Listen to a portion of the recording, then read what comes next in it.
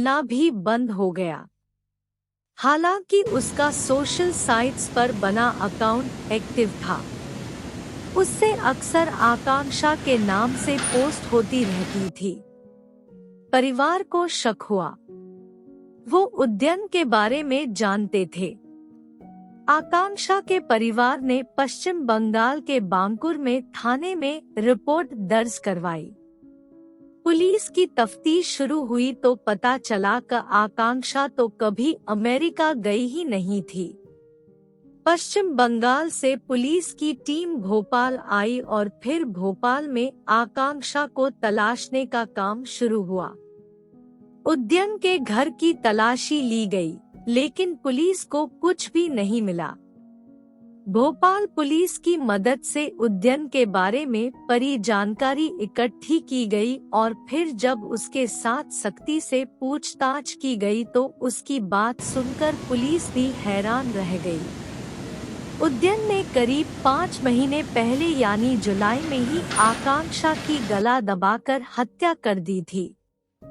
उसके बाद उसने लाश को एक संदूक में भरकर उसमें ऊपर से सीमेंट डाल दिया था। बक्से को बेडरूम में ही रखकर उसके ऊपर उसने सीमेंट से चबूतरा बना दिया था।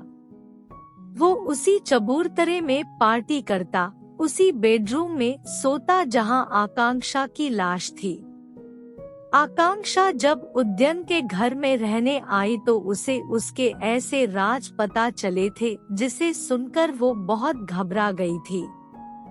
15 जुलाई के दिन इस बात को लेकर दोनों में काफी लड़ाई हुई थी। वो उद्यन के सारे राज दुनिया को बताना चाहती थी, लेकिन उसी रात इस हत्यारे ने उसका कत्ल कर दिया और महीनों तक राज को छुपाए रखा। आखिर वो राज क्या था जो आकांक्षा जान चुकी थी? उद्यन को गिरफ्तार किया गया। उसने अपना जुर्म कबूल किया, लेकिन इसकी खौफनाक कहानी यही खत्म नहीं हुई थी, बल्कि ये तो शुरुआत थी। जब पुलिस कस्टडी में उद्यन से माता पिता के बारे में पूछा गया तो उसके चेहरे का रंग बदल गया। वो सकपकाने लगा। पुलिस समझ गई थी कि कुछ न कुछ दाल में काला है। वो सालों से लोगों को बताता था कि उसके माता पिता अमेरिका में हैं। बाद में उसने ये भी कहा था कि बीमारी की वजह से उसके पिता की मौत हो गई है, जबकि माँ अकेली अमेरिका में रह रही है। उद्यन की माँ सरकारी नौकरी करती थी। माँ के कत्ल के बावजूद ये सालों तक अपनी माँ की पेंशन भी लेता रहा। माता पिता की काफी जायदाद थी। कई घरों से किराया आता था। अपने माता पिता के बाद ये उनके पैसे पर अय्याशी कर रहा था। लोगों को झूठ बताता था कि आईआईटी से पढ़ाई कर रहा है। कभी बताता था कि यूएन में नौकरी मिल गई है।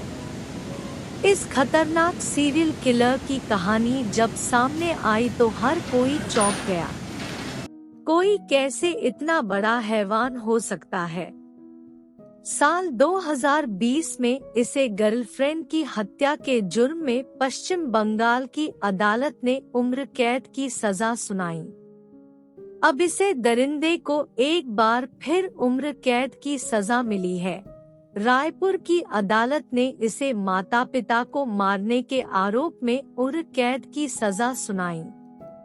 दोस्तों, कहानी पसंद आए तो एक लाइक जरूर करें और सब्सक्राइब करें और मुझे सपोर्ट करें।